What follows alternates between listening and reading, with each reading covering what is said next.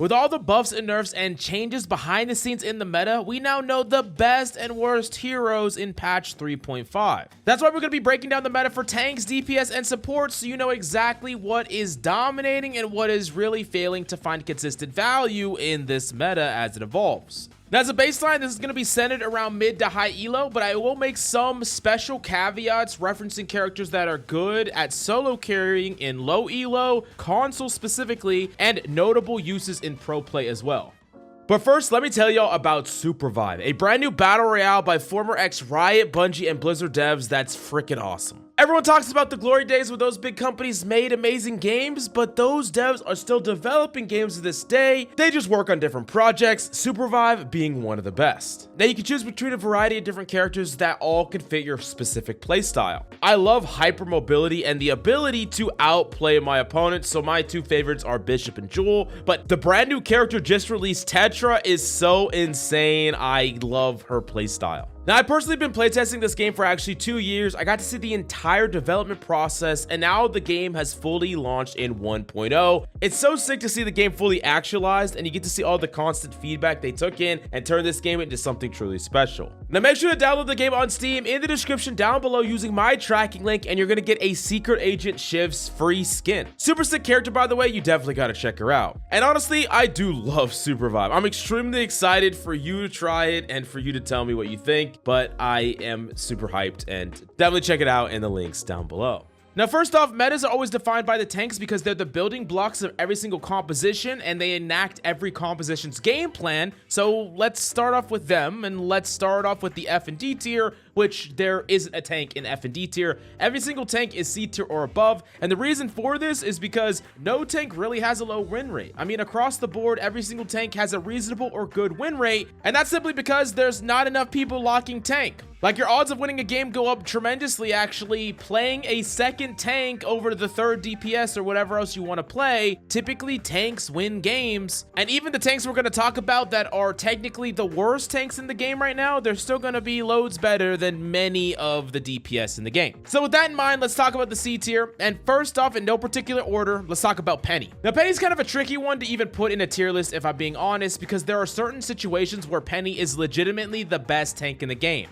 There's a ton of maps that first point choke point, whether it's Dracula's Castle or whether it's the symbiote map, that first point, especially when paired with the rocket, is extremely difficult to push through, and Peni becomes an absolute all-star because unless the opponents play the right composition or the right characters, they are going to have a really hard time pushing through at all, and you massively increase your ability to first point hold an enemy. So in situations where maybe you capped only one tick, or maybe you're just starting off the game on defense, having a character like this in these specific spots can be completely dominant and just win you the game outright. Peni's also a character that gets a ton of value on console when poke heroes are played much less, and in general, Peni is going to be better in lower elo the lower you go.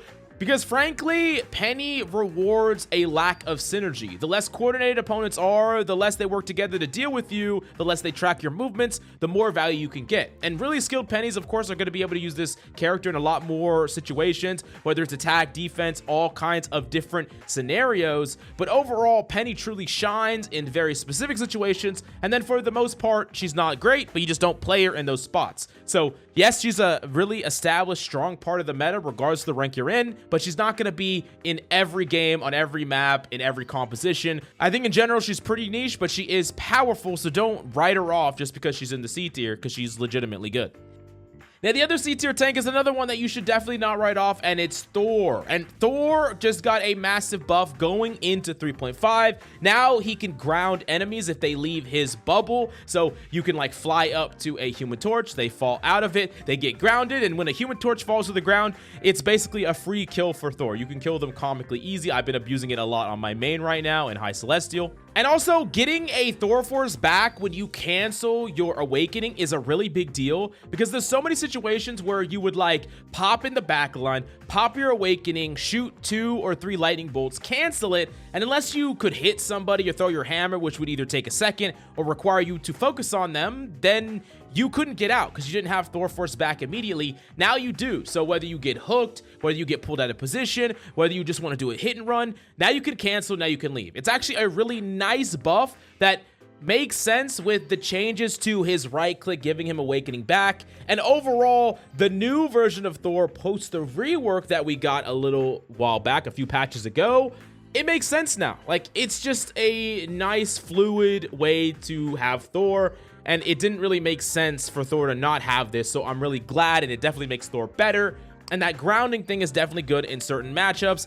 I think it's pretty much free kills on Human Torch especially, and then Iron Man that is out of position. You can get a lot of these kills with Thor, and that's all great. And then you might be wondering, okay, Mills, you're grinding Thor a lot, you like Thor, you are hyped about the buffs, and you're playing in top 1,000 lobbies in the world, so what's the deal? Why is he in C tier? The thing about Thor is when you think of him, you got to think of the tanks that you think he's better than. And for the most part, when we talk about an established meta, there is no tank that he's strictly better than across the board besides maybe Peni, only because he is more flexible than Peni in the combos he plays. But first, I'll say that Thor's an absolute powerhouse when it comes to solo carrying games, and because of his flexible playstyle and his more frag-oriented playstyle, typically trying to get value directly by 1v1ing enemies and being really good in the 1v1, he's one of the best characters to solo climb with, and I think all the way up to Grandmaster, he is an absolute all-star at just carrying lobbies. Completely and utterly, Thor can take tanks out of position, 1v1 DPS, and pretty much do it all. But the main problem with Thor, I think, comes down to his power level. In raw power numbers, he lags behind. He's a jack of all trades, master of none, and this could be really strong, but his overall power level is really, really low. Let me break that down a little bit further. Number one, his survivability is not that great. With any amount of hard CC, he can easily get caught out of position and killed. Whether that's Bucky, Emma especially, these characters can just completely deny you trying to make plays, and they get a ton of value against you for really little on their part. They just get to shut down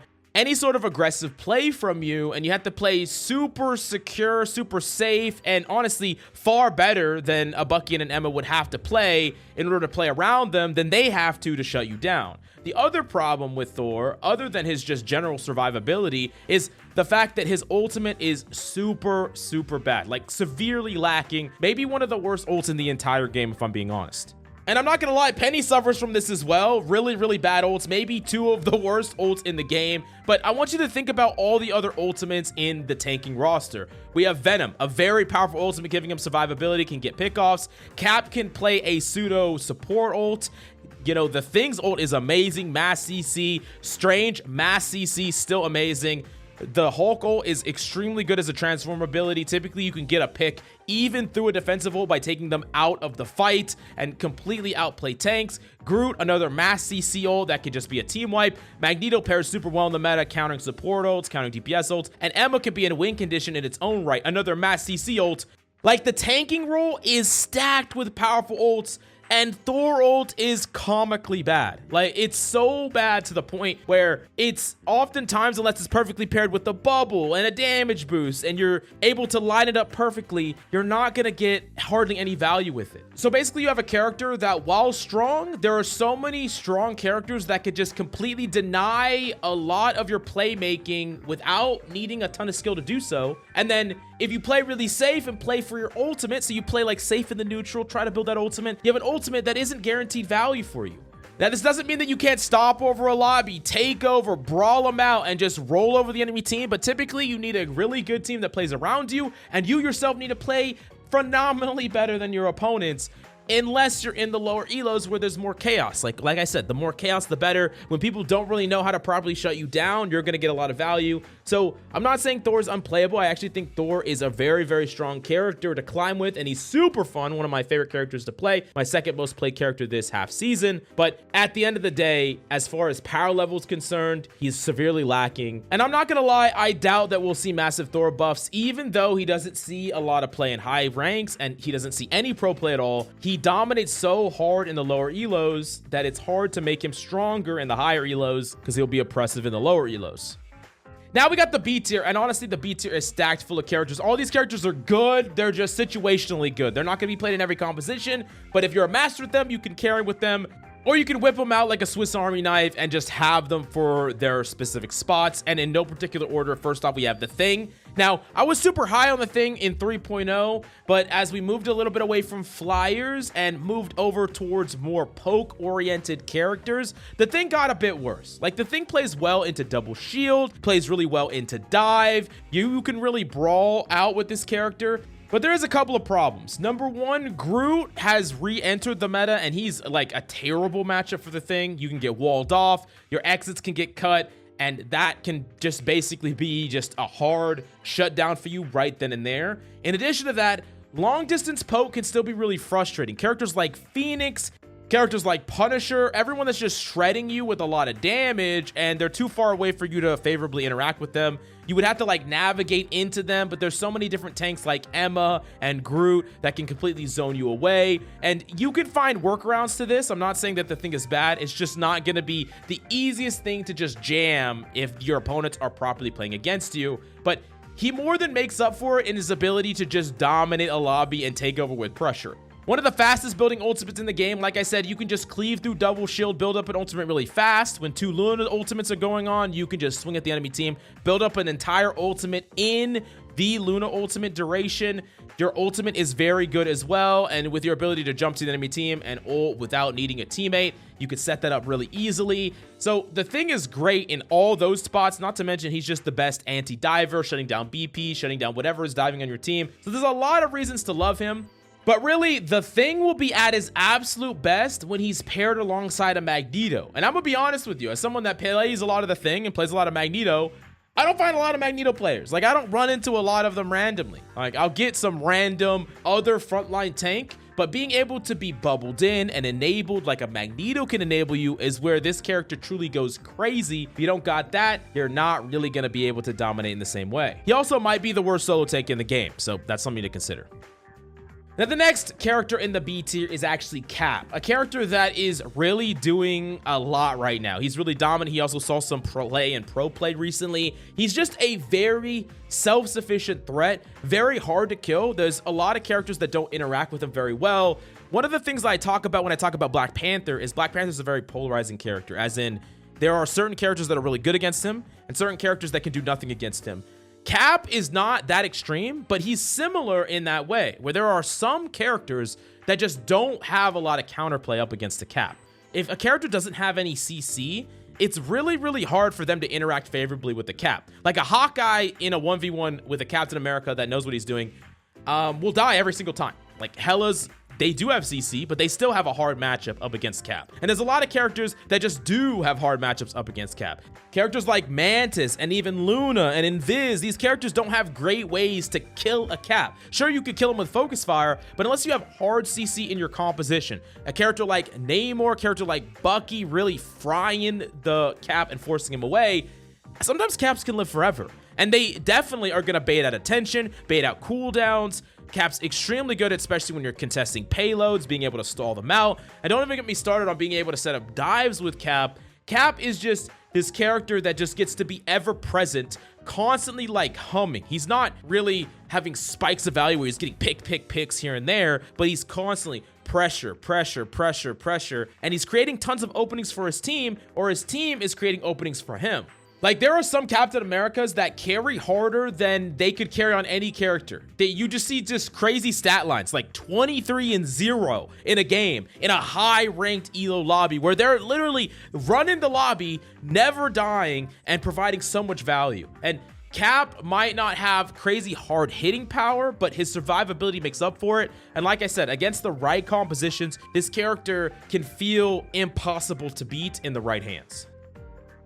Now, the next diver that we got to talk about is actually Venom, and Venom is also extremely powerful, saw a lot of play in the Pro Ignite tournament, and in general is a bit different from Cap, but has some similarities. A lot of survivability, a character that's really hard for some characters to interact with. If you don't have raw damage, you're never going to be able to kill a Venom. I think especially like triple support compositions, while they have a lot of survivability, they will never, ever kill a Venom. It's very, very hard. Unless you have a lot of burst damage, multiple forms of CC, and the Venom makes a misplay, The Venom could just live forever, engaging, leaving, engaging. He's just very, very difficult to kill. And good Venoms know how to properly combo with their ultimates to kill through defensive ultimates, guarantee lethal kills, and Venom has a lot of power to him. I think you're sacrificing a little bit of flexibility in your mobility, right? Cap can kind of dip to a health pack, come from the side, come from these different angles. Venom is kind of in and out.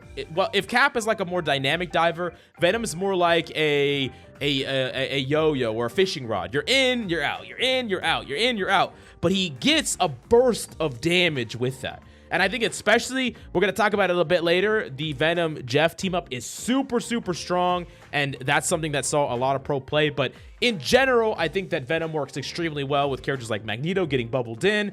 It can play with a more pokey composition that is trying to bait out cooldowns and attention and create playmaking, or it can play with a more dive composition, you know, paving the way for your divers. After he baits up a ton of cooldowns, he can just kind of absorb a ton of cooldowns, bait out freaking lamps, clear the way for a Black Panther or whatever else you want. Venom is very, very strong in the right hands. There are people that are absolutely dominating in top 500 with the character, but I would highly recommend banning Emma if you want to play this. Cap 2. These are characters that like kind of require you to ban Emma. If you want to dominate a lobby, Emma is like your #1 op. That massive amount of CC combined with any other amount of CC and focus fire means you could just die out of nowhere. So yeah, Emma ban, Venom and Cap can kind of run rampant in the right hands. Now, last in the B tier is actually Strange. And Strange is a weird one to place because he could really be S tier. I kind of preach this all the time that everyone should know how to play Strange. Every single person. There are so many fights that just don't happen because the person that died first did not port back to point when they needed to. I don't care if you're a support, you port and you say someone else swapped to support. I don't care if you're a DPS, you port. Everyone should know how to play Strange, and you don't want to end up porting back and then just being cosmetic, because guess what? You port back with 50%, you fight that fight out a little bit, you build an ultimate, you ult 5 people, you win the goddamn game. That's what everyone should be able to do on Strange. Strange is an essential character to know how to play. He's that important, and for these reasons, you could just say he's S tier. But the reality of him is that Strange, unfortunately, has a lot of weaknesses overall. I think that he's a Wolverine victim, he's a victim to Emma, and he doesn't have tools to deny things like Magneto.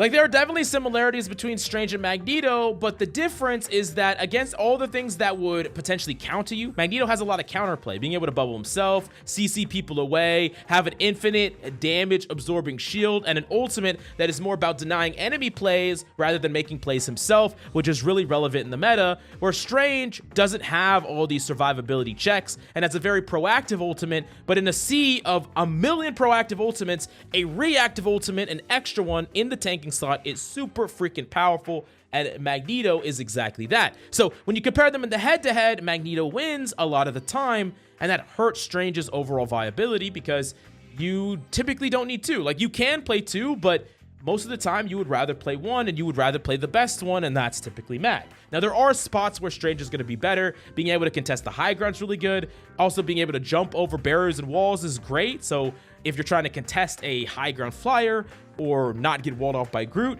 that's some of the things that Strange can do a little bit better. And honestly, these nickel and dime ultimates keep pushing him into better and better territory. And in a world where you want to play Strange and dominate on Strange, I think Strange is legitimately like an A tier tank, one of the best tanks in the game, if you ban Emma. Okay, I know that this is like a common theme, but pretty much across the board, unless you just want to play Magneto, ban Emma. Okay, all right, I know this is a broken record, but pretty much Emma has favorable matchups against every single tank besides Magneto. Groot is a little bit of a weird one, which we'll talk about in a bit, but overall, she's a tank that hurts the other tanks. So if you're another tank main, you typically want to clear the way for your pick. She also counts a lot of DPS as well, so everyone can just be on board with banning Emma.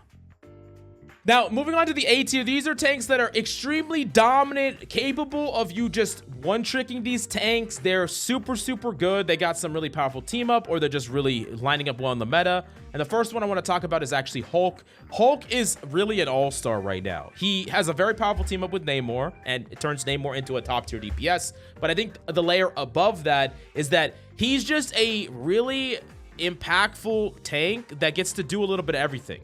You want to control an off angle, force an enemy off of it, you can. You want to dive the back line, you can. You want to, you know, knock down a flyer, you can. You want to fight the front line a little bit, you can. You have a lot of playmaking. Not only that, you can cancel ults. You can go for really crazy plays with your game sense because you know like an ultimate's coming up. You could bait out a support ult early or whatever. There's so much you could do with Hulk. Like the sky's the limit on this character. And it really means that he's one of the best and most rewarding characters to master, but he's really hard. He might be the hardest character to master in the game. Now, I do think that Hulk does suffer from mass CC in the way that a lot of mobility tanks do. Like, getting hooked back in definitely sucks, and getting gripped by Emma also definitely sucks a lot. These are going to be frustrating things, but I think if you ban around it appropriately and you're really conscious of your threats, plus you put in the reps in on this character, you can definitely carry games like no other. And I think it's an amazing character to have in your back pocket. He's also one of the few tanks that I don't really know how to play myself, and I really want to learn because I know the potential of this character. I see this character dominate in high elo and in pro play, but he's a hard character. He's a hard character to jump into. I feel like you need to commit to him fully. You can't just be like a part-time Hulker. You have to be someone that really knows their thing, because from your decision making to hitting your cooldowns to hitting your stuns to chaining off and juggling people with your ultimate, there's so much to learn and master on this character that you need constant repetition. So if you're looking for a character to main, I recommend Hulk, but it's not for someone that just wants to dabble. I don't think that you're really gonna be good enough at the character fast enough to justify just playing him every once in a while. He's really a character that you kind of embrace fully. Doesn't mean you can't play other characters, but unlike a character like the Thing that you can kind of just learn in like a week and play it specifically to counter certain things or whatever, I would not learn the Hulk to just randomly pair with Namors or whatever. It's not worth it. It's not something you want to do. Now, the last character in A tier is actually Groot, and Groot is crazy this season. He got the buff to the ranges, which is amazing, but also that Mantis wall is really, really good. That healing Mantis wall also builds ultimate for him. It gives him an extra wall resource to use if you just want to wall off opponents, and Groot just builds ultimate so goddamn fast. It's just insane. He builds ult faster than almost every character besides supports, and his ultimate is just one of the best in the game. You combine it with a lot of things. You just kill through defensive ults, or if you just don't have a defensive ult, you literally just wipe the entire enemy team. I've been farming with Groot lately, and I really think he's amazing, especially in triple support setups with Mantis, especially with triple support setups around Loki. Having Mantis, Loki, Luna is busted because you just get the extra wall, you get the giant totems, and you get the 24 seconds of I'm gonna keep everyone alive. And the thing about Groot is extremely greedy for heals. Like, he's like a catalyst where a good Groot, if he's properly enabled and constantly kept topped up, he can just convert that to so much damage and pressure and playmaking. So he's really greedy, and he works really well with a triple support comp. And he's also a great way to overcharge the power of the meta, right? Everyone's playing for like this mass sustain, these triple support compositions, this Luna Loki, I'm gonna last forever. Having an ultimate that can be built really quickly, that can literally just keep everyone in place, that you can combo kill through defensives, you just overcharge. And also you create situations where it doesn't matter how much healing the enemy has. If the Emma is walled off, if the Mag is walled off, you just get to kill them for free. And it's interesting because the Groot Emma matchup's a little strange, because I think in some ways Groot actually is favored. He doesn't want to get grabbed, right? But in a composition where you have a lot of resources, as long as you play on your side of the wall, you always have a wall behind her that is going to distract their opponents temporarily, and you have, a lot of resources, enough resources, you're not going to just die unless you run too far out of position. And in most situations, you can actually deny Emma. You can block off her ultimates. If she's trying to want to run away, you can block off her retreats, and y'all can just focus and kill her. So you actually do have a lot of counterplay there, and it's one of the few tanks, I think, out of the entire roster that just doesn't really need to ban Emma to be effective. Literally every other tank we've talked about up to this point probably wants to ban Emma. But Groot can get away with not, and then of course Magneto, which we'll talk about in a second. But I would absolutely recommend Groot this season. He's such a great tank to learn. He's so freaking strong. He's very satisfying to learn. He's also very good against triple support, triple tank, any nonsense. He's the god of brawl, so if opponents just want to run you down and brawl you out, Groot is like the great decider. I do think that he's one of the most powerful characters in the game. Now, moving on to the S tier. This S tier pretty much hasn't changed in several seasons, which is a little frustrating, I know, but it is what it is. Number one is Magneto. Magneto is just an all-star flexible all-around tank. He provides a ton of power level. He can get mid-fight picks. He has a lot of output of damage. He has a really powerful ultimate that can be a pseudo-defensive ultimate and an offensive ultimate, depending on the situation, denying ults like Starlord, Ironman, denying Punisher ults, and potentially flipping the tables on these characters. And also, you can kill support ults through them. You can kill Luna ults. You can kill Mantis ults. You can kill so many supports as well with your ultimate. Now, a lot of you have been asking, how do we kill Luna ultimates consistently? I'm going to give you the 101 really quickly on how to always kill a Luna ultimate. Number one, break the overshield. You want to make sure that the overshield on the Luna ultimate is broken. You pop your ultimate and you wait until it's about 85%. And while it's charging up, you literally fly right on top of the Luna, like actually directly on top of the Luna. And then you just throw it straight down on top of her head is the best way to consistently kill the Luna and Luna ults. However, there's a lot of little tricks here because typically other mags are gonna, shield it and wall it and bubble it and all that stuff. And there's a couple of things I could tell you there. I think the hard thing to do is to do all that where you're charging it up and moving over the Luna while not looking at her directly, because you want to fake like you're going to throw somewhere else and then throw it at the Luna is ideal. Sometimes they won't fall for it, but that's what you're going to try to do. And if they still don't fall for it, then you want to last second throw it at something else and at least get a pick off, even if you don't kill the Luna Snow ultimate. I know there's a lot of little layers here, but I do think that consistently making plays against a Luna ult or defensive ult, or at least forcing your opponents to respect your ability to shut these ults down, changes how impactful you are as a Magneto and can be the thing that breaks you from that Grandmaster level to that Celestial level or whatever. Now, another reason why Magneto is so strong is that he's just really hard to interact with. Whether you're up against a Wolverine, whether you're up against Dive, whether you're up against Emma, you have game against all those because you can protect yourself, you have a CC and an infinite damage shield. So you just have a lot of ways to keep yourself alive. And in a lot of cases, you just want a tank that will not get picked off. You want a tank that stabilizes the front line. And if there's one word that defines Magneto, it's stable. He's not going to die out of nowhere. Unless a Magneto is out of position, wastes all of his cooldowns, he should never die out of nowhere. And this means that you're just going to be able to deal with whatever threats your opponents are playing. And because of all this, Magneto is going to be the best solo tank in the game because he is going to be that stable front line. He's also going to be the best tank to play with just about every other tank because he can handle that frontline job basically by himself. If you have a Venom diving in, or you have an Emma that is going to further, play these off angles and contest, or just strengthen the front line, or you have a Thing that wants to yo-yo in and out, you get to do all these things, and Magneto got that front line locked down. So this is a character that can enable pretty much everyone else to be more free, and he himself gets to just be this really stable foundation for any composition. But we've run into the menace of the meta overall. I think the strongest character in the game right now in the tanking category and the DPS category, maybe not support, we'll talk about that later, but still overall a top 3 strongest character in the game. Emma is insane still. And this character has been nerfed over and over and over again, and it just hasn't really mattered because this character is still so dominant. But why exactly is she so strong? It really comes down to consistent value and then respect of potential value. So she brings a lot of consistent value to the table, right? She has a shield, she is a skinny tank, so she's hard to hit, and she outputs a lot of damage on that front line. But also she has her diamond form where she could potentially just one-shot somebody.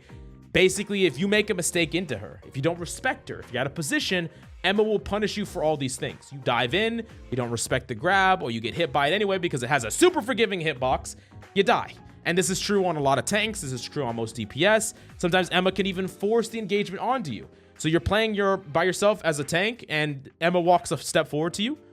You take a step back because you're like, I'm not going to get grabbed. She takes a step forward to you, so you take a step back. So just the threat of that power creates space. She's unlike any other character where her presence alone, her aura alone, forces people to give up value to her just because of what she could potentially do.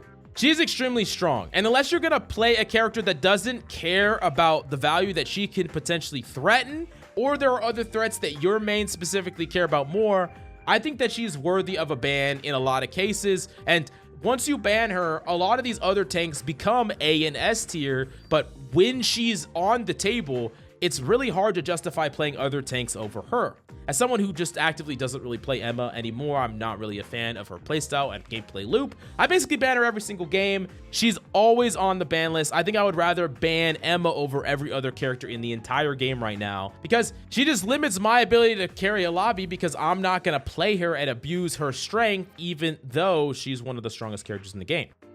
Now, moving on from that, we have the DPS. And in the DPS category, there's no character in the S tier once again, but there is one character that I have in the D tier with quite a few caveats. I think Scarlet Witch right now is the worst hero in the game for mid to high elo. And let's just hold on before you angry type. I do think that Scarlet Witch is extremely powerful in low elo and also powerful on console in low elo, but the reason that Scarlet Witch is typically kept in check is mainly because once people get relatively reasonable aim skill, Scarlet Witch starts to fall off very hard. She can oftentimes get caught out of position by people that can just aim. She's really weak to characters like Jean and Hela and Bucky, and even against characters like Psylocke that can hunt her down after her teleport.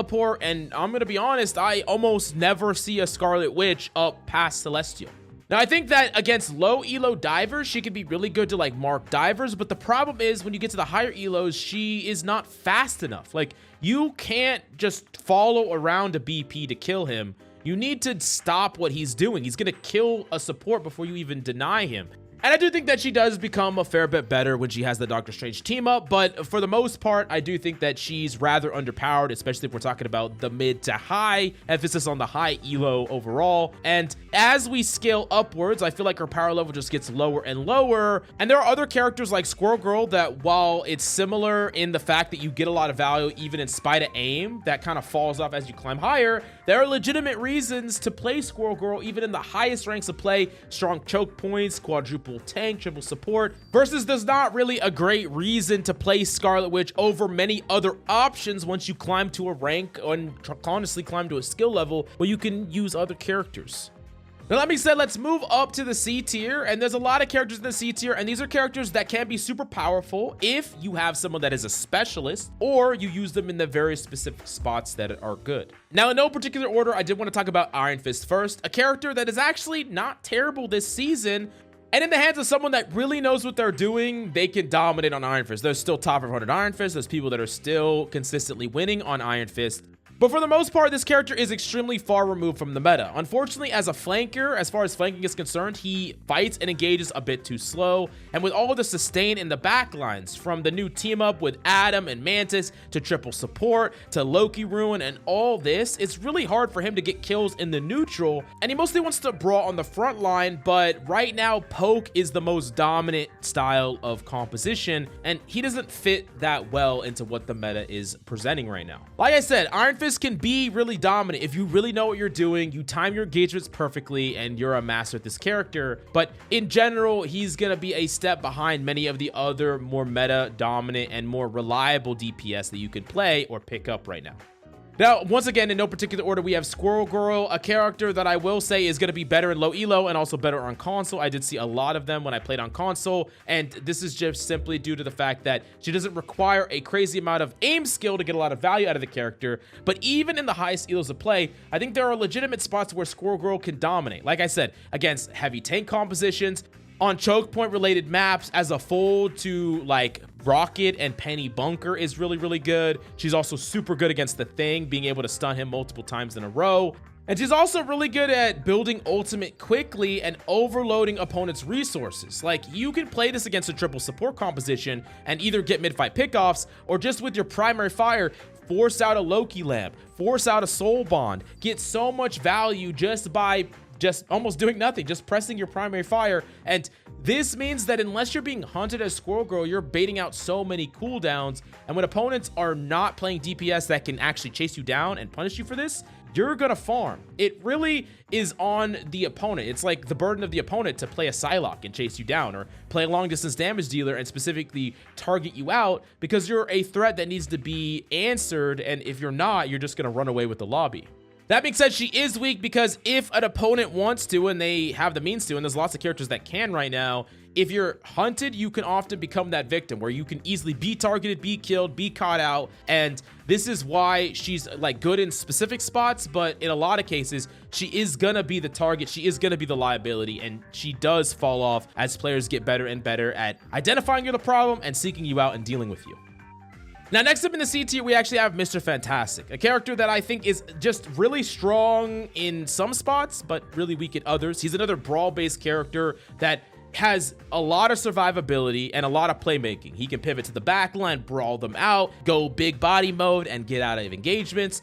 And he also is a great anti-diver, capable of shutting down dive threats, peeling DPS off your backlines, peeling tanks off your backlines, and he's never going to get picked off out of nowhere, which is a benefit in itself because there's DPS that are feeding left, right, and center all the time. So there's a lot to like about Mr. Fantastic, but there's a couple of weaknesses as well. I think he doesn't really play that well into multiple support backlines where they just can kind of ignore him. Right now, it once again is a poke meta, and players are just dealing damage from range, constantly cycling away from him, and he either has to engage too far where he's caught out, or he just can never engage in optimally.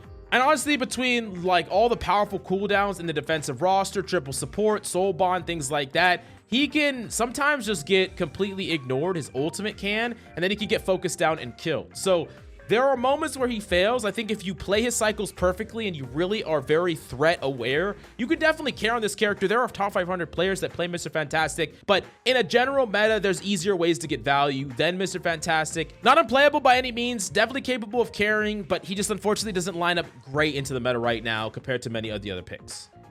Now, next up in the C tier, we have Black Widow, and this is a character that is gonna be hard to place because I think she's way different depending on a couple of caveats. Number one, how mechanically gifted is the person playing them? So in the highest of elos, this character is going to be even better and better. And two, do they have a Mantis? Because you put someone that is amazing mechanically on this character and you give them a Mantis damage boost, and this character is LeBron, okay? This character is 1v6ing a lobby, straight up raid bossing a lobby.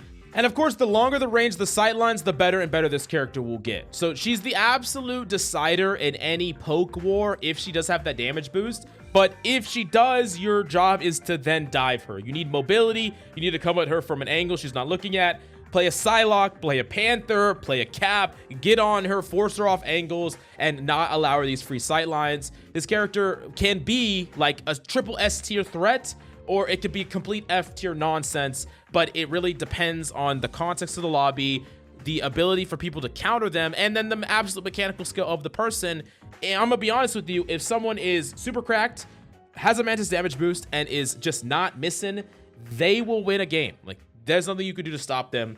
There's too many moments where people are just gonna peek, and this character is just gonna kill. So extremely strong potentially, but it is all dependent and extremely hard to do consistently. So she's C tier for the most part from mid to high elo, but it, depending on the context, she could be way, way better or way, way worse. So yeah. Now, once again, these are in no particular order, but we have Spider-Man, and there's a lot of reasons why Spider-Man's a bit better now than he was in 3.0. He was a little bit lower in 3.0. I actually had him as the worst DPS before, but now he's in a reasonable spot. They upped his ultimate damage a bit, and now it's easier for him to use that torch team up to have more consistent and reliable combos. And this makes Spider-Man a bit better. I'm not going to say that he's an all-star anymore, but in the hands of someone that really knows, similar to Ironfist, you can carry a lobby. Spider-Man can be a super efficient threat, pulling tanks off the maps. On maps where you have places to pull people off, he gets even better. He's really good at playmaking. He can pull a support out of a fight, even in a defensive ult, and kill like the second support out of the Luna ult, right? So, the Luna ult pops, you pull the Cloak and Dagger out, you kill them. You can also make plays on like a strange portal and stop an entire fight from happening. You're a character that can get back to point really, really quickly. There's a lot to the character. Like, your deaths matter less on this character. You can just really impact a battlefield in a lot of different ways. You can dive directly on a problematic threat. So if there's like a freaking off-angling Hela or a Hawkeye or a Black Widow that's dominating, this character can just get to them very quickly and surgically like attack them very, very specifically. So he's a great follow-up character if you're playing with a Venom or a Cap. But it's all really going to be limited by your own personal skill. And in general, I do think that he is going to struggle against really good characters. You flying through the sky, but when people are peeling properly, healing each other, dinking you out of the sky, it is hard to get value out of this character in the highest levels of the game, but he also has the ability to outplay some of that if you're good enough. Very hard character to get value from, but it is possible. So I'm gonna put him in that C tier. Last in the C tier, we have Moon Knight, a character that I actually have paired similarly to Squirrel Girl for similar reasons. Like, he's an undoubtable threat. Really good against triple support, really good against Loki, outputs a crazy amount of damage, and for opponents that do not contest him properly, he will take over an entire lobby because of that playmaking, because of that damage. But in the same way as Squirrel Girl, he can be hunted. He's a liability. There's a lot of characters that will target him. He can get caught out of position. He doesn't have great ways to defend himself. And he also gets worse and worse as people's mechanical skill get better and better, because he gets a lot of value from the fact that you don't have to aim. Like, any character that is not aim intensive is of course gonna be getting more value when players also cannot aim. So, like, you know, a bronze Hela and a bronze Moon Knight wins every single time, but a celestial Hela and a celestial Moon Knight, the Hela has a massive advantage because that skill to value ratio for Hela has gone up dramatically, while Moon Knight, it's gone up somewhat. I mean, you still get extra value for being mechanically competent and, you know, tracking game sense, but you're not getting as much value as that Hela is gaining comparatively. Doesn't mean Moon Knight doesn't have his spots where he can take over a lobby, and it doesn't mean that you can't master this character to find even better spots to squeeze out little values. And he's really good at comboing with things like Groot. He's really good at catching people off guard. Killing through defensive ultimates are also even possible if you have some sort of damage boost, or you just catch enemies completely off guard. I do think that Moon Knight is to the point where he's a bit underrated, but he's not dominant either. He's just an all-around reasonable DPS. And against some compositions, he can legitimately be the answer to what the opponent is playing, but he's not going to be good all the time. Maybe not a main, but something to whip out when you need him for a specific situation. Now we're moving up a tier to the B tier, and these are characters that are really strong and dominant. Expect to see them a lot. They're really powerful, even in the meta, for one reason or another, and they're characters that demand your respect because of that. So at the bottom is actually Blade. I want to put him in here, and a lot of people were curious about where to place Blade. Blade, unfortunately, is a Blade bot, okay? That's a term that came from Overwatch because Genji was terrible except for his Blade, so he did nothing until his ultimate, and you got value with the ultimate, so you just kind of just chilled and hung out and, you know, just fucked around, and then you popped your Blade and hopefully wiped the entire enemy team with Nano Blade. Blade is kind of similar, where he doesn't have a great neutral. Like, he's really weak in his neutral. He can still brawl a bit, and he can, you know, put some anti-heal here and there. He can shoot some people here and there. But let's be honest, everything that he can do in his neutral, other characters can pretty much do better. Like, compare his gun, which is cool and flashy and whatever, has a specific range you have to shoot it in to be reasonable. Compare that to Bucky's gun. Bucky's gun's just way better. From long distance, there's so many other better poke characters. From close range, there's better melee characters. If you're trying to brawl, Magik is better at that. Wolverine's better than that. So he doesn't have a lot of playmaking or power in his neutral, but there's a couple of things he does have. And number one is survivability. 350 HP, 2 movement abilities, and a block that can be timed right to stop CC and mitigate a ton of damage. All of that combined means this character is really hard to kill. Like, he's not killing a lot of things. He's not getting a ton of, you know, kills in the neutral, but he isn't dying randomly unless you're doing something stupid. And then in addition to that, he has maybe one of the most powerful ultimates in the game. Definitely one of the most powerful ultimates in the DPS roster. Just this phenomenal ult that can kill through a ton of defensive ults, can kill through Invisible Woman, Rocket all by himself. If you have team focus fire, you can kill through Lunas. It combos with every single CC ability to just wipe the enemy team. It's super, super powerful and honestly not that hard to build. So you have a character that doesn't do a lot of playmaking or have a lot of offensive capabilities in that neutral game, but he also isn't gonna die. So he gets to stay alive, constantly contribute here and there to the fight, build up a very powerful ultimate, and win the fight off of that. So he's a Blade bot. He's a Blade bot. Now, I do imagine that they'll probably buff this character here or there, but I am a little worried because if you buff this character's neutral too much, all of a sudden, he's a character that doesn't die, has crazy survivability and mobility, and gets to dominate in the neutral, and he has a super OP powerful ultimate. So you kind of combine all that together, he might be too strong, but for right now, I think he has a place as a character that just contributes to fights and then has a really strong win condition on the back end. We already talked about in the taking section how important ults are. Blade has one of the best ults, deciding ults. I mean, come on, it's so strong. Let's imagine we slap this ultimate on Thor, and then we're really talking about a good hero. All right. But next up in the B tier, we have Iron Man. I do think a lot of people have completely kind of moved away from Iron Man when they really shouldn't. Being able to kill defensive ultimates is still really strong. Yes, Magneto can counter it. You kind of force him to counter it because of how strong it is. And I think that if you properly track ultimates, get resources like a bubble to protect you, or is just generally really smart with this character, you can get a crazy amount of value in your games. He attacks from a different angle. He can beam the front line and chain through, doing a ton of damage. He can put pressure on the back line to help with the dive. And he just has a really strong ultimate with really high potential. So you combine all these things together, and I do think that Iron Man is actually a really solid all-around pick. Of course, he's going to get worse when people get a bit better at targeting you. But at the same time, you can get pocket, you can get constant shields from Invisible Woman. You can play positionally well on buildings and rooftops very, very well, just peeking over very slightly, and adapt your play depending on the composition you're up against. I do think that Iron Man's actually a bit underrated at this point, still a really strong DPS overall.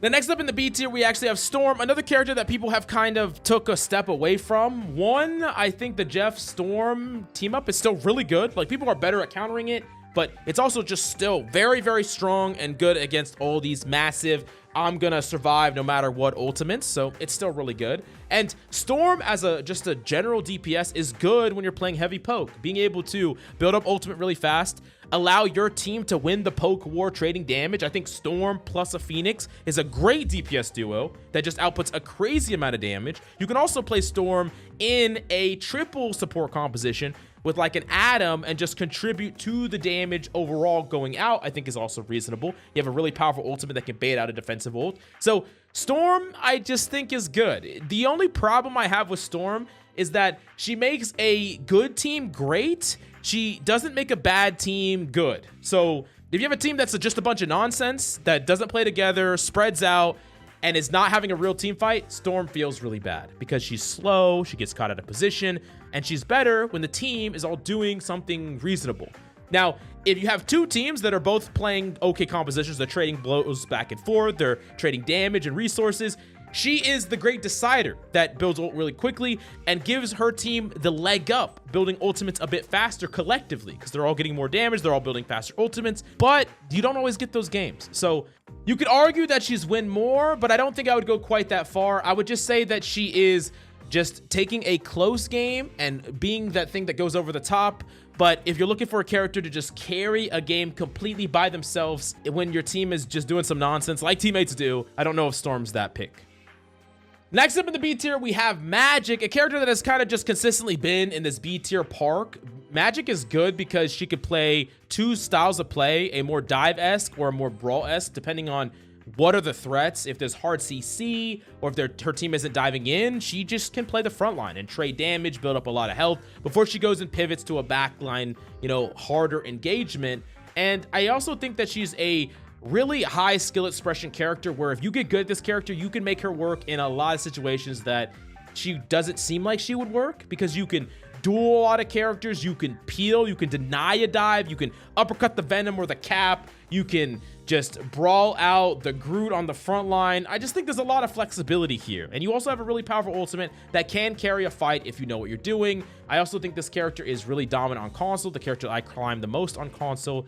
But I do think the bane of Magik's existence is, surprise, surprise, Emma. Ban Emma. Like, Emma not only can just deny your ultimate with her ultimate, which is really annoying and frustrating, but she can just grip you if you're caught out of position even slightly, and you're definitely gonna die if you get gripped by Emma like 100% of the time. So I really do think that that's like a permaban for you, but if she is banned, I think Emma is actually reasonably good. She's a very strong character, and I personally really like playing her. She's very fun. Next up in the B tier, I have Hawkeye, and Hawkeye is a weird one to place because I've talked about my complaints about Hawkeye. I think this character is actually heavily overrated in general because people's perception of the character is that he's frustrating to play against. He dinks you. He will get a whole bunch of kills against you over and over again. There's no counterplay. No one really wants to get one shot, and people really are afraid of Hawkeye for these reasons. But you got to understand that Hawkeye is super linear. He can play one way, and it's long distance poke. He's not good at playing off angles because he doesn't have great mobility. He's very bad against dive because he doesn't have any hard CC, and he needs to build up charge. So in a duel against a dive moving all around him, it's hard for him to build up charge, and it's also really hard for him to hit the shot. So if you allow Hawkeye to just sit there and just kind of just shoot, he will carry a game. But in a lot of cases, that person needs to hit hard mechanical shots, and it's easy to just target that Hawkeye and really punish him for just kind of standing there and not really being able to defend himself. In a similar way, he's actually like a more mechanically demanding version of Moon Knight or Squirrel Girl, where players get better at dealing with this threat as people get higher, and so it's just going to get less and less value. Now, if people get really cracked at this character, they can 100% carry unlike anything else. He's good against triple support, he can get pickoffs in the neutral, just has an insane neutral carry potential, but he has those downsides too. I also think because of his unique aim style, you need to become a specialist at Hawkeye to truly squeak out the maximum value, and you're not going to have a lot of overlap with other characters. So I do think that Hawkeye overall, great character, potentially does have great weaknesses as well, and for these reasons, he's going to be in B tier. Now, the last character in B tier that I got for you is Black Panther, a character that is very controversial in general, and the nerfs to this character didn't really change his gameplay loop at all, but I don't necessarily think that he's a character deserving of the highest ranks or the highest tiers, but he's undoubtedly strong, and there's a lot of reasons for that. If the opponent is playing certain characters, they don't have great counterplay against a good Black Panther. He can feast on backlines, he can kill people instantaneously, but on the flip side of that, Black Panther is a character that is easy to counter if a team wants to. Triple support Ultron is impossible to dive into, characters like Bucky can completely deny you, and depending on your hero pool, you might not care to ever ban Black Panther. Like, I play the Thing in Bucky, I'm just not gonna ban this character ever. But that being said, I can understand the annoyance of dealing with the Black Panther. I think Black Panther is one of the most smurfed characters. He's also one of the characters that can dominate a lobby more than just about any character if your team doesn't adapt. And sometimes when you're just trying to run it down as whatever other character, as a Punisher or a Thor or whatever, and your backline just keeps dying over and over and over again no matter what you do, you would rather just ban the bitch. And you know what? I get it, because it's okay to ban for annoyance. If you're annoyed by something, it's perfectly fine to ban it. But I would caution you about trying to conflate annoyance with power level. Because you could be super annoyed by Black Panther, but the entire time you're losing games to like Phoenix and Torch, and you're not annoyed by those characters enough to ban them. But if you did ban them more, you'd actually win more games. So just keep that in mind. I don't know about you, but for me personally, what annoys me is losing. Like, I just want to win games. And so I'm gonna ban what is the thing that gives me the most objective problems. The problems that prevent me from winning games, not the games that are frustrating, right? That's two different things. But depending on what you play in your hero pool, it might be easier for you to ban BP. It does just depend on what mains you play and reasonably what you can do to interact with them favorably. Maybe you're so good at your mains, but they're bad against BP, so you would rather not have to adapt your comp to deal with them and instead ban them so you can just play your characters that can actually carry. The choice is yours. Now, moving up onto the A tier, these are DPS that are consistently reliable, even dominant in certain spots, and capable of absolutely carrying. And at the bottom, I do have Punisher. Now, Punisher can be an absolute win condition because his ultimate is super strong because it can kill through defensive ultimates, it can fry tanks even when they're in defensive ultimates, and it can be the thing that wins you a team fight. It's a great win condition for a team as a whole. The problem is it's a team win condition, meaning that it requires a lot of resources to make it work. Your team needs to walk forward. Your Magneto needs to shield you and bubble you. And sometimes your supports need to either pocket you or even pop their defensive ultimate. And through all these things, Punisher can be that character that just gets to walk the enemy team down. And honestly, teams that do this right, if the opponents are not playing Magneto, very hard for them to beat a Punisher that does this. Now, in general, though, Punisher can be a bit of a victim sometimes. He is easy to dive. He's not great against the long-distance pokers because he doesn't trade damage well with them. And really, his best case scenario is just doing a ton of damage to the front line, poking at the front line, trading a lot of raw damage, and then winning with this really powerful ultimate. And in a lot of ways, this is super freaking strong, but in some ways, the Punisher could do nothing. I really do think that he's a more team-based character. I think he can be a great character to play in like a triple support composition when he's like the sole DPS because he's more than capable of doing the heavy lifting of raw damage output. And if you have like a double shield composition, you could really enable him very, very well, protect him, and walk forward with his ultimate, always protect him from the Magneto ults and things like that. But he can, like I said, be that liability. He could be dove on. He could be hunted by the Psylocke. He could be double dinked across the map. So there are weaknesses to the character, and he's not just going to be this like catch-all character. And in a lot of ways, he's way more team-oriented than you would expect. And this can be frustrating and hard. I do think that Punisher can be a bit of a difficult solo carry character to grind with, and he's a lot better if you have a tank duo partner. I think that's really going to enable you the most. But still, all of this combined with his shotgun that actually does a ton of damage, can even kill Cloak and Dagger through their ultimate, he really does bring a lot to the table. Plus his turret, when set up properly, can really get a lot of free ult charge, potentially pull off some really interesting plays with Portal and things like that. I do think that he's an all-around solid DPS, and I think he is also deserving of that A tier because of his power potential, especially when backed up by a team. Now, while that character is a more team-oriented DPS, this other one is, I think, far less and better for solo carrying Bucky. Bucky is an A-tier DPS, and he's a super great no-nonsense DPS that I think is going to be good for every low elo, is going to be good for any random chaotic game. There's a lot to love about Bucky. Multiple forms of CC means he's good against nonsense. From inting tanks to people that want to 1v1 you to divers, BPs, whatever, running you down. He has tools to shut all these things down. And he's also going to get a ton of health in the process. So you're not going to die out of nowhere. You have a lot of tools to sustain. You don't need people to pocket you, or else you're going to die out of nowhere. So you're super, not really reliant on your team.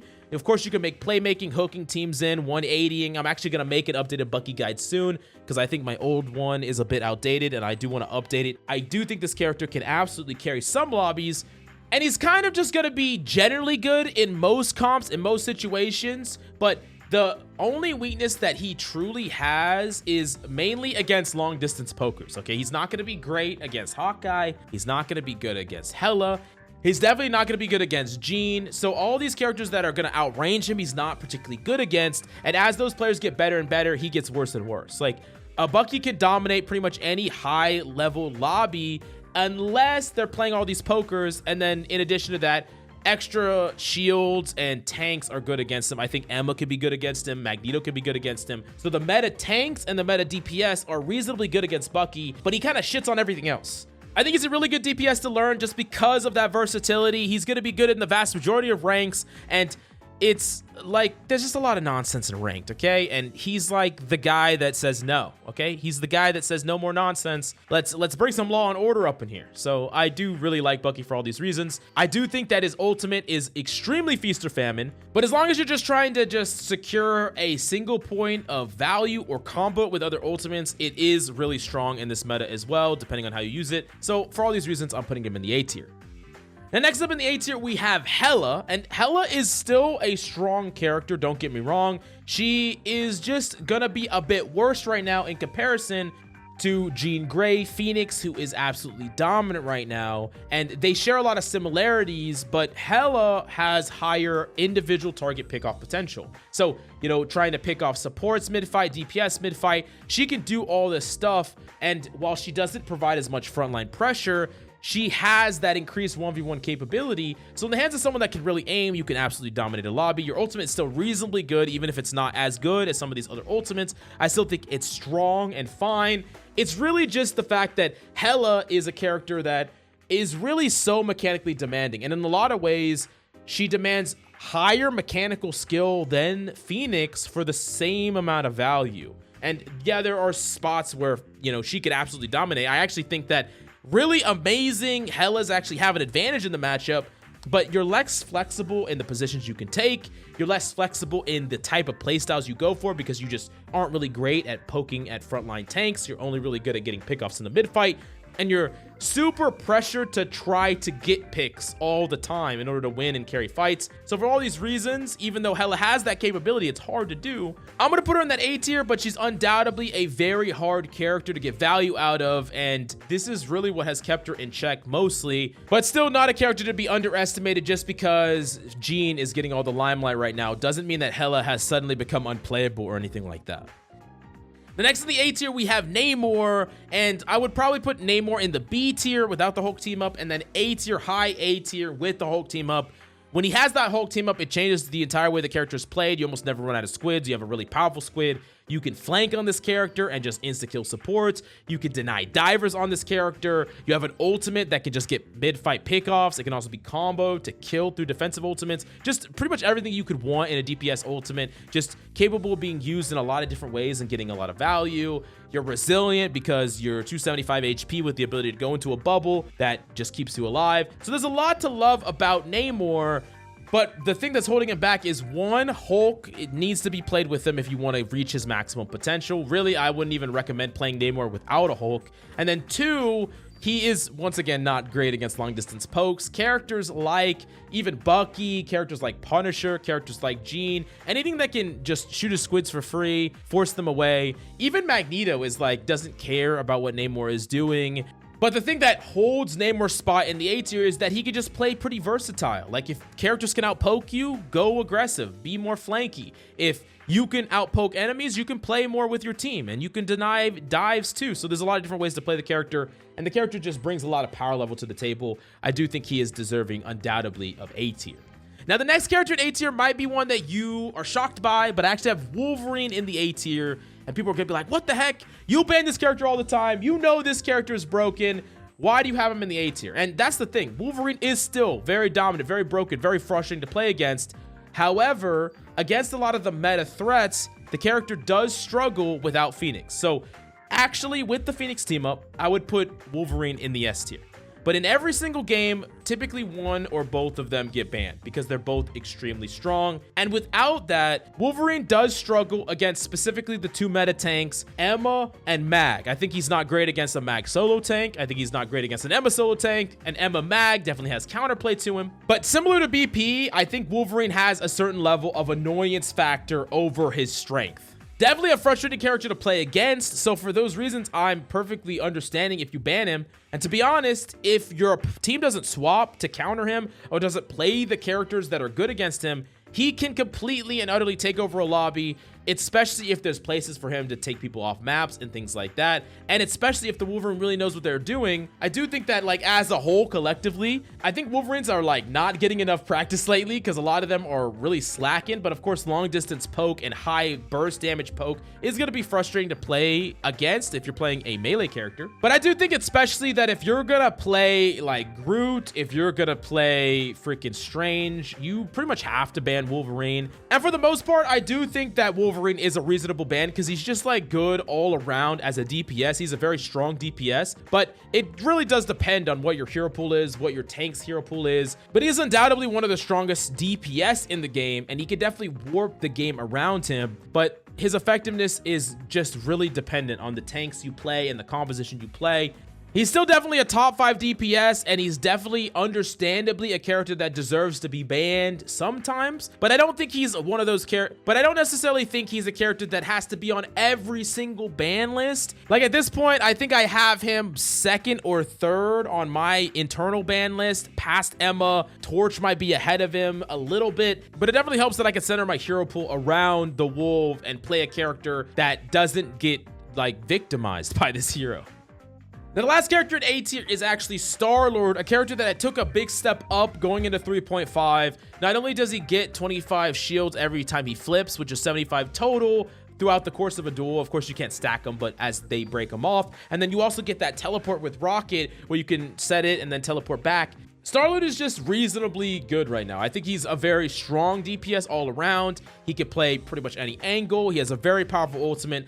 Just one of the best DPS ultimates, honestly, because he can kill people even through defensive ultimates. If they are spread and they pop it, he can still get a kill like right away. He has a lot of pressure he outputs. He's very elusive. He could fit into almost any composition. I think Starlord is just really good right now. He's very, very strong and a character that I would highly recommend picking up this season.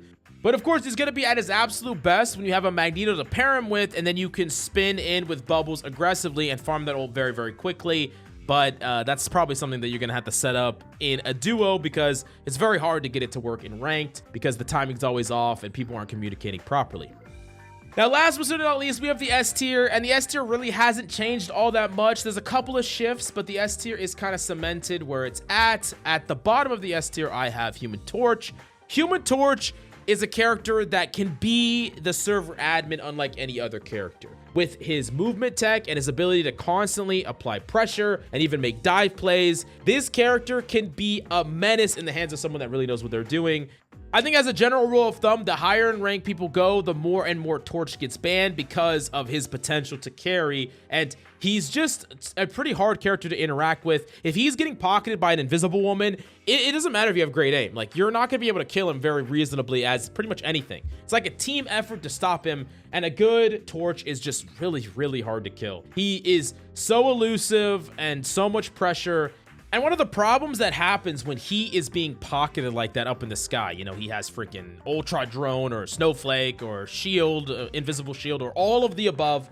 Not every character can help with that duel, right? Like, a lot of characters can't do shit about that duel. So you're creating situations where it feels like the Torch is like in a 3v1 with anyone on your team because he has all these resources, and it's really hard to hit him with this crazy movement chain. And yeah, he's just a very, very strong character. I do think though that it's really easy to be a bad Torch. Like, you could be out of position, you could die to hit scan. Like, the difference between a good Torch and a normal Torch and a bad Torch, those are massive gaps. So character that definitely demands to be mastered, but if you do master him, he could become this crazy carry, but then he's also going to be banned the higher and higher rank you go. So something to consider, but he is very strong and should be respected. Definitely the character that I fear the most as far as character that can take over an entire lobby by himself. I do think that that is Torch in the hands of someone that really knows what they're doing. Number 2 in the S tier is the tried and true Psylocke. I do think that Psylocke is still one of the best characters in the game.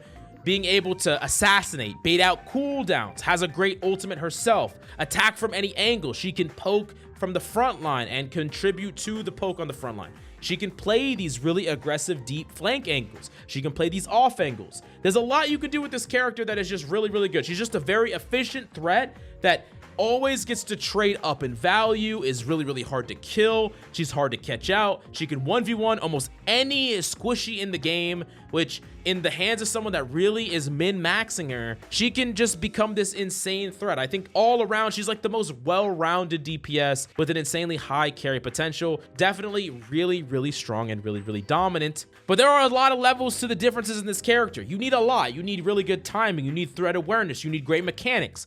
So I don't think you're ever really going to be gifted a win on this hero, but it is a very rewarding hero to master. And I do think she is one of the best heroes in the meta right now, and it's looking like it's going to be that way for the foreseeable future. So I highly recommend Psylocke as the second best DPS in the game, but clearly head and shoulders above all the other characters in the DPS roster. I think Jean Phoenix is the best DPS by a large margin. Jean just takes everything that's great about Hela and combines it with the off-angle capability of characters like Starlord and Psylocke. She can play more aggressive angles than Hela because she has better mobility. She also gets rewarded from shooting tanks, so she can frontline, provide a lot of value to the frontline and just help create breakpoints. She can get pickoffs by hitting the backline and causing explosions there. And the fact that she gets healed when she triggers an explosion means that she's extremely self-sufficient. She doesn't really need a lot of resources. She could be on a really wide off angle by herself. She doesn't have to go to a health pack. She can just trigger, playing outside the range of a lot of people, a lot of supports, a lot of tanks, and just constantly get health back and health back and health back while contributing to the team fight. She has a really strong stun that can stop, you know, TPs, can get people killed out of nowhere. And combine these things with the fact that her ultimate is really, really good. You can pop it, you can hold it, and just sit there and just, you know, while your team is fighting, they have to just look up and potentially try to shoot it, which you can time it right and make it really hard. It can be combined with damage boost, Luna damage boost, rocket damage boost to kill through defensive ultimates, or even Bucky ultimate to make the breakpoints to kill through defensive ultimates. Or right now in Ignite Pro Play, we're seeing it comboed with Mag ultimate, because the Mag pops, you pop, you go down with your ultimate, the Mag absorbs all the projectiles, protects it. Once you hit, you break all barriers and get everyone to 1 HP. Magneto dunks on, kills everybody. It kills through every single thing in the game. You can't protect it, you can't stop it, you can't shield it. It's a super easy combo, and it's a super powerful and efficient combo that doesn't really have any great way to stop it. It's that strong. It's extremely powerful. And then You have that, and then you also have the spinny top tech, which I don't even know if should be a thing. It's almost like a bug where you can animation cancel your melee with a flight if you put it on tap to flight or hold to flight. So you can shoot, melee, animation cancel, shoot, melee, animation cancel, shoot, melee, and it's just a spinny top over and over and over again. So if you're in a Luna Snow ult and your opponent's in a Luna Snow ult, you walk forward at the tank, spinny top, trigger it a million times, build your ultimate like extremely fast, and then you just get your ultimate again. You can actually execute this in a close range engagement in a one-on-one with the tank, and you're literally brawling it because you're doing this so much, you're triggering your health gain so much that you can actually like win a 1v1 that way. So you have a character that can kind of brawl, has a super powerful like exploit bug thing or feature, I don't even know, has a very good ultimate, can off angle, can poke, is self-sufficient, can make plays, has a great ult that combos. The entire package, literally the entire package. This character is the strongest DPS in the game by a massive margin. If you're looking for the best DPS to play all around and you have the mechanical skill to back it up, I really can't recommend Phoenix enough. But overall, these are the best and worst DPS. Let's move on to the supports. Now, once again, similar to tanks, there are no F and D tier supports. Basically, across the board, supports are good to play, even over many DPS. And triple support is a very viable and strong composition in 3.5. We see a lot of triple support comps that I'll talk about in a bit. So we're going to start off with the C tier, characters that are good, but they need specific expertise, or they need very specific spots that you use them in order to get consistent value out of them. First character being Ultron. Now, Ultron is not a bad support by any means. He has a lot of powerful attributes. Number one, he builds up ultimate extremely fast, meaning that if you have a team that is taking a lot of damage, you can build up your ultimate faster than anyone else and then start a fight off with your ultimate. While a bit underpowered compared to many of the other ultimates in the roster, it is still an ultimate that can win you a team fight because it's used before anything else. In addition to that, Ultron is extremely good anti-dive. In triple support, he can make it so your backline is undivable. He's really good at marking divers and finishing them off while they run away. And I think triple support Ultron is one of the most powerful anti-BP, anti-dive composition structures you can play.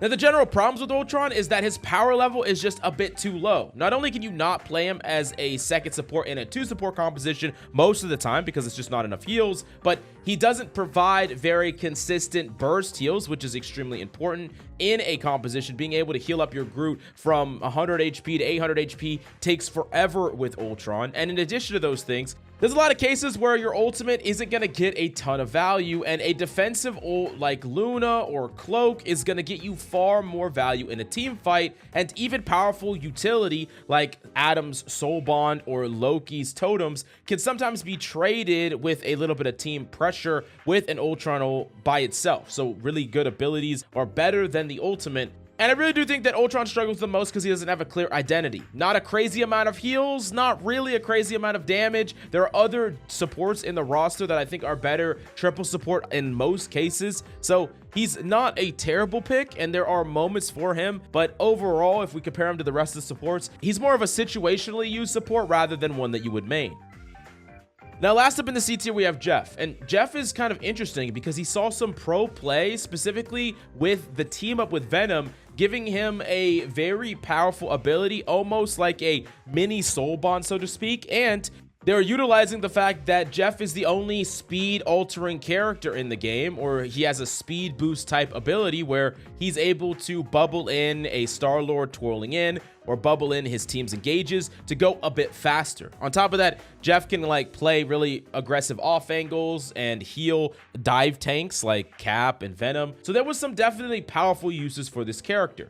In addition to all these things, his ultimate is actually really powerful, especially if you set it up right, because it can literally wipe entire teams. And one of the things that we were seeing in pro play is that the Jeff player would literally allow himself to die, pop his ultimate in spawn, and quickly move it all the way to touch the enemy because it made no noise. Enemies didn't know it was coming, and then they would just all get eaten up. That's why we saw 3-man, 4-man Jeff eats in pro play, and I think you could replicate this in ranked. So with all these strengths, why is Jeff still a C tier? Well, the problem with Jeff is that when you compare him to the powerful utility of many of the other supports, he just really lags behind unless you're specifically getting value out of his bubble and out of the fact that he can play with these divers. So can Jeff play in like a triple or double support off angling with a Venom and a Cap? I think so.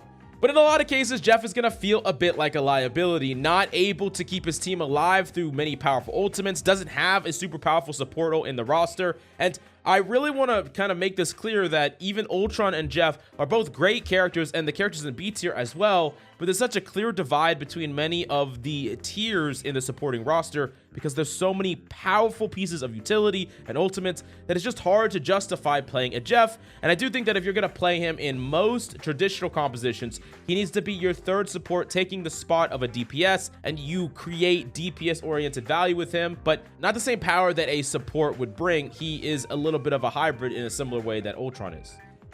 Now, the B tier here is stacked, and there's a lot of characters in the B tier, and the reason that they are is that there's a clear divide here between B, A, and S. These are massively different tiers in power, and I want to make that clear because the B tier is all really strong characters. They're perfectly fine playing, they're winning games, but they are tiers below the power of the characters in the upper tier in most cases. But I'll talk about a little bit of the caveats here in a second.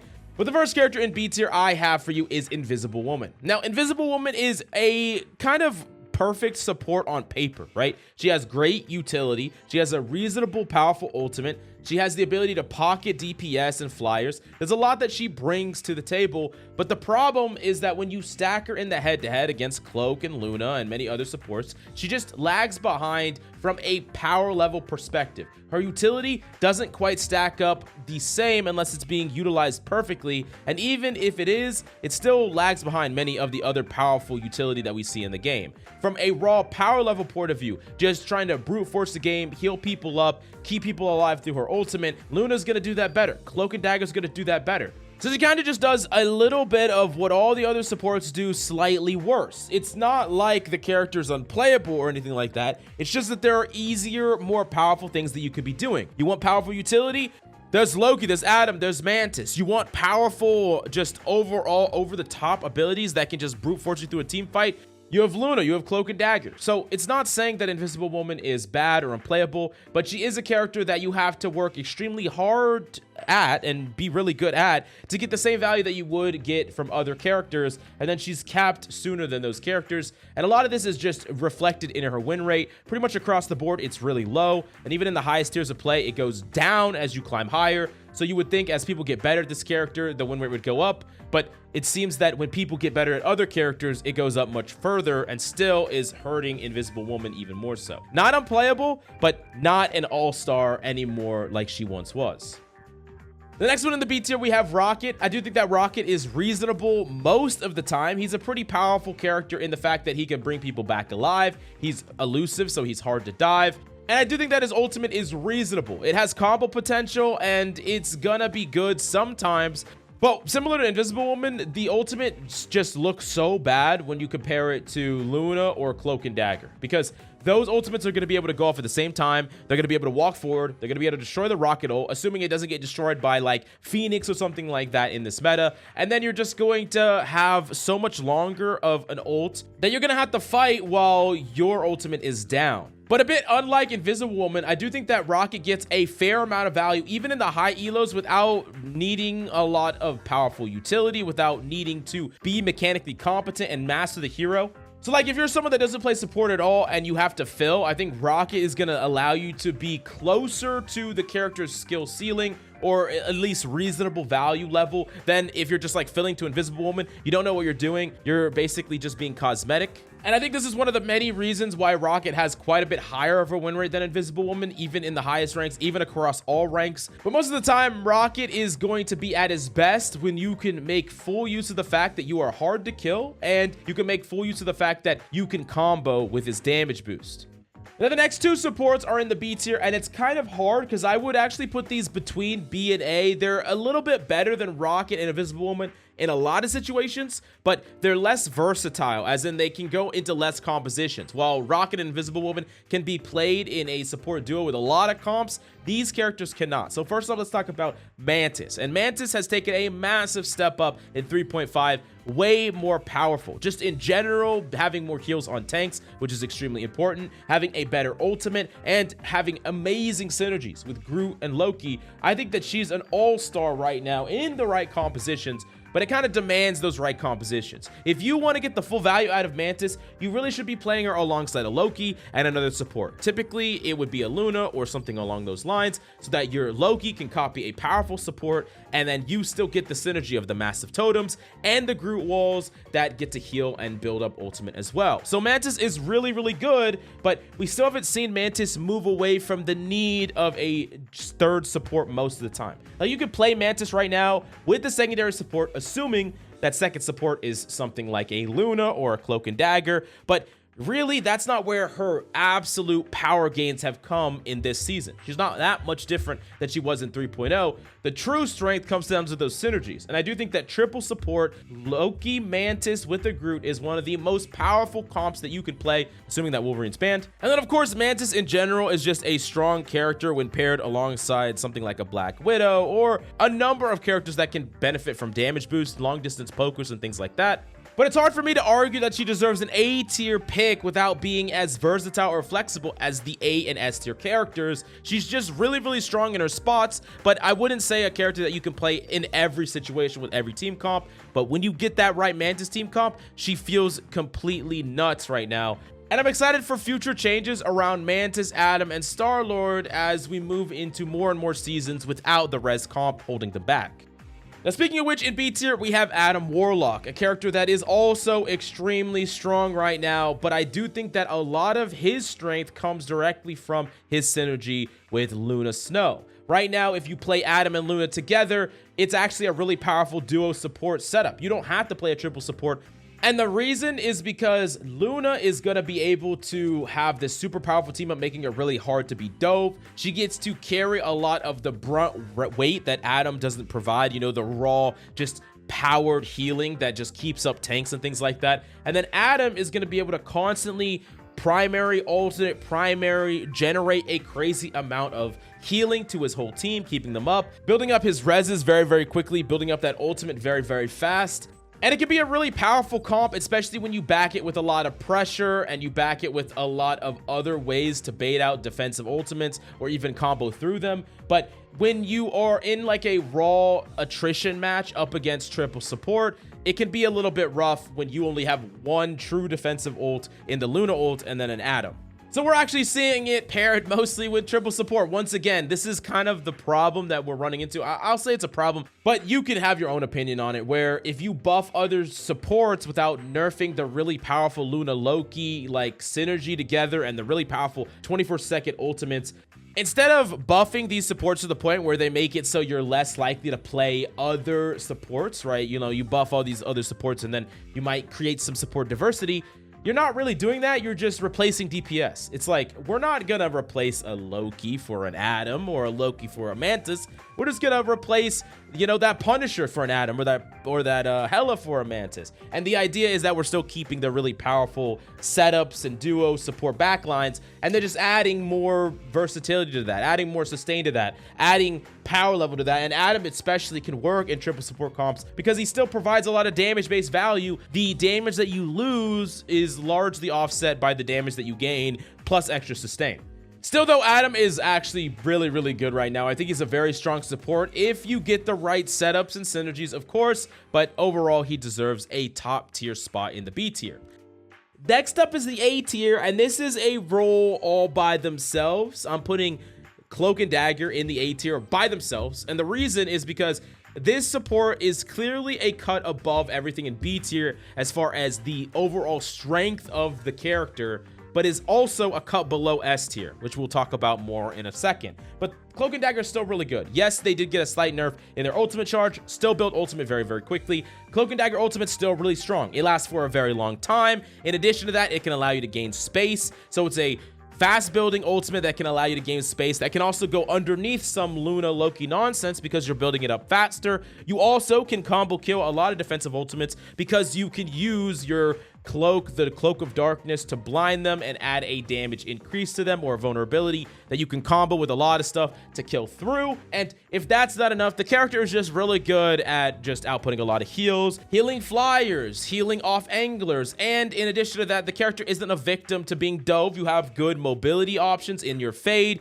you have ways to fight back. There's a lot of good about this character and a lot of power here, and if it wasn't for how strong the top 2 supports are, they would definitely be an S tier, but I will say that Cloak and Dagger is definitely stronger in raw power and just objective power level in the meta than many of the B tier characters, although in the right comps, with the right synergies, many of the B tier characters can be better in the specific comp. So in general, I think Cloak and Dagger is more powerful. Doesn't mean that they always are. It kind of depends on how you build your composition. But the last and certainly not least, surprising nobody on the planet in S tier, we have Loki, Luna. I'm just kind of slapping them together because they're just so insane, and it really just all centers first around Luna ult, which is the most powerful ult in the game, an extremely powerful ultimate that can keep your entire team alive, is very hard to kill through, creates damage boost opportunities where you can like switch to damage when your Phoenix is going in and popping an ult, and you can just kill through defensive ults. So she's not only the strongest, like just rock solid power level defensive ult, but she also is one of the best consistent ways to counter herself. You see, the problem there is that the best way to deal with a Luna in a lot of cases is another Luna that is enabling something to stop the Luna. I know that kind of seems weird, but that is kind of the case. And if her ultimate was it, that would just not be strong enough to be this big of a deal. But Luna also just provides a lot of damage pressure, a lot of heals overall, the ability to heal from range, the ability to mass heal her team, the ability to heal off anglers and flyers without actually needing to see them. You have good defensive tools in the fact that you're 275 HP, you can move slightly faster when you have some momentum, and then you have an ice freeze that freezes for a long time and gives you extra shields. So if you're someone that is mechanically able to access what Luna offers, Luna just does everything that you need. She can peel herself, she just has good raw damage output, and she has an amazing ultimate. Luna's mostly held back by the fact that she does not aim for free. Like if you were playing in the lower elos, or if you're playing in lower elos on console, or you're just playing in a space or an area where the people around you can't really aim and you yourself can't really aim, then in my opinion, you're going to get a lot more value out of Cloak and Dagger, like a lot more than Luna. But the potential of Luna when we get from mid to high elo just skyrockets, and Luna just becomes this all-star, this powerhouse that is just so freaking strong. And she also enables Loki, who Loki not only just gets to copy Luna and have the most powerful ult in the game, but Loki also fills in a lot of the weaknesses that Luna lacks. He's extremely good at denying pressure. Because he has great mobility, he can go invisible, he can teleport, he's really, really hard to kill himself. He outputs a lot of healing and damage, so he can play in by dealing damage to targets, even in a dive, by playing an aggressive off angle, or he can play really reactively and deny people coming after his team by healing them and then toteming them, which makes them basically impossible to die. And speaking of totem, that might be the individual most powerful cooldown in the game. I mean, it's so strong. It's honestly legitimately stronger than a lot of ultimates. Loki totem is actually a stronger ability than ultimate. That's crazy, but it's true. And when you pair Luna and Loki together, they become extremely difficult to break through, and they kind of fit together perfectly. Because some of the weaknesses of Luna is that against multiple divers, she doesn't really have a lot of ways to get away, but Loki can offset that by being that peeler, being that totemer, being someone that will protect her. And then they just both get to channel Luna ult into Luna ult that is just so strong together. And as you climb higher and higher and play in higher and higher level lobbies, you'll realize that you're legitimately just losing games because one team's backline is Luna Loki, or even like a Cloak Loki would be okay, or even a Luna Cloak would be fine, against the backline of like Invis Rocket, or even like Rocket Mantis, or just like some backline that just doesn't have the raw power level of the other support ults, and they just lose the game because of it. Now, this doesn't mean that you could never beat Luna. It doesn't mean you could never beat Loki. But what it does mean is that you need to have a game plan to deal with these. If you are trying to win games as you climb, having a general game plan for how your character interacts with Totem, how your character interacts with Luna ult, how your character interacts with Cloak ult. Is there anything you could do to stop it? Set up combos to deal with it? Or how should you play to hit really hard and be valuable and create some value after the ultimates are over, or maybe even before they build them? This is all important. This is all super important, and it's something that you gotta learn if you want to dominate in 3.5. But anyways, if you have any questions or disagreements with my tier list, definitely let me know in the comments down below. But smash that like, subscribe if you enjoyed the content. Thank you so much for coming by. I hope you enjoyed the video, and I'll see you next time. But make sure to check out Supervive in the links down below and use my code CoachMills for a free Shiv skin. Check it out, guys. You're gonna love it down below.